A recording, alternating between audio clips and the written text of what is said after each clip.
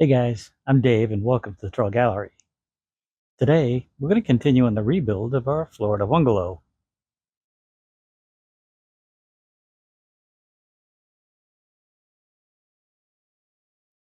At the beginning of 2025, we tore down our 99-year-old Florida bungalow. In the last video in the series, I showed you how they prepped the lot and poured the foundation. In this video, we're going to see what kind of progress we can make with maybe walls, possibly a roof, and who knows what else.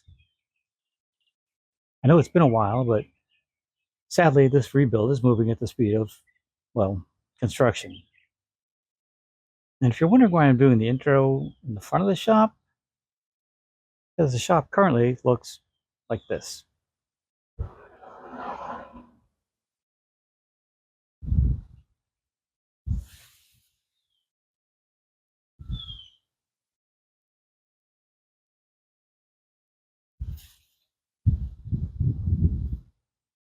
The block crew showed up as promised just days after the slab was poured. By day 2, they had a good jump on things. For those of you wondering why I'm not building the house myself, watch while these 6 guys set the garage door lintels in place by hand. Yeah, I'm not doing that. I'm always amazed to watch masons do their thing, and these guys do a great job and make it look easy. By day 4, the front and west walls were complete, and the east wall was about halfway up. The shop walls are done as well. I stopped by midday on day 5, and the walls were complete and the crew had called it a day.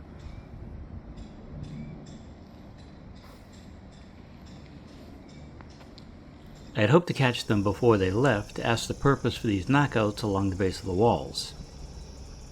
I found a video that explains what those holes are for. Essentially, they help tie in the rebar from the foundation through the walls to the top, locking everything together. They'll be back in a few days to fill those cavities with more concrete, making our house rock solid. Holes or no holes, the house is finally starting to come together. I've said this before, but everything seems to take a week. After tying the rebar together and another inspection, they buttoned up each of the openings and came back and filled those blocks, tying the foundation to the roof. The roof ties you see at the top of the block are set into the concrete, making this a rock-solid house, which is important in a hurricane zone. Over the next 2 days, we had deliveries of rafters, plywood, 2x, strapping, and all kinds of goodies for the next phase of the build. And yes, that next phase took another week. But they started laying out the sleepers on the concrete walls and laid out the walls and such on the floor.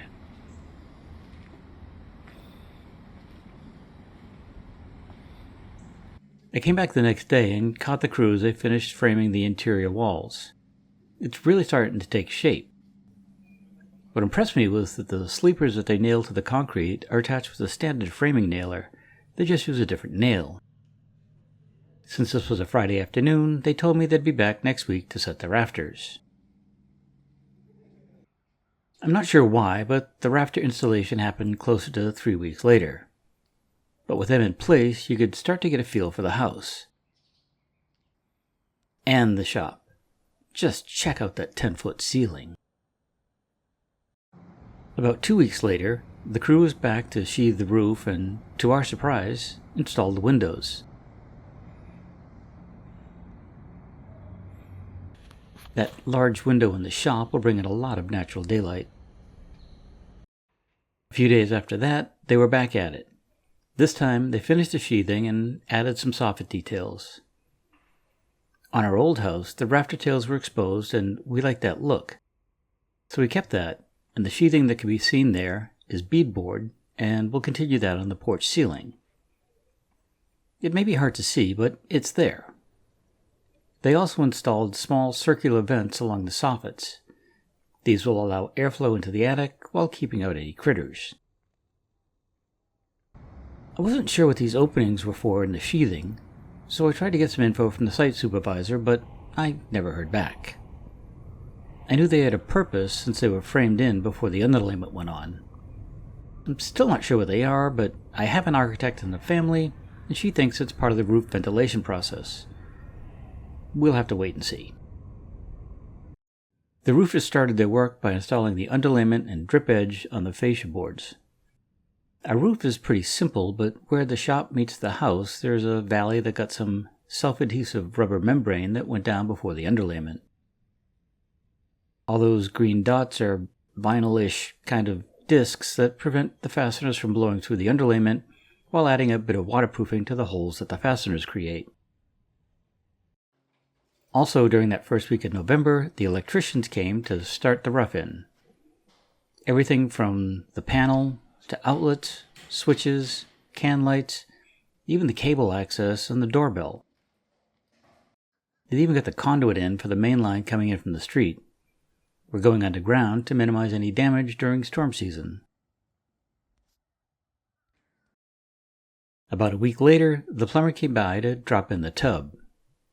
It's not really green, that's just a protective coating to minimize damage during the build-out. They also water tested it to make sure there were no leaks and the water level didn't change over the course of a week or so. Shortly after came the doors.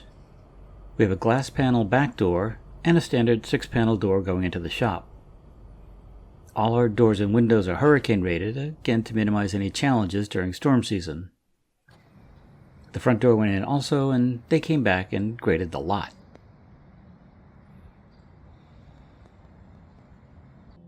Another day or so went by, and the air conditioning crew roughed in all the vents and returns. And yes, that yellow line in the ceiling is a gas line leading from the meter to the kitchen in case we decide to add a gas stove at some point.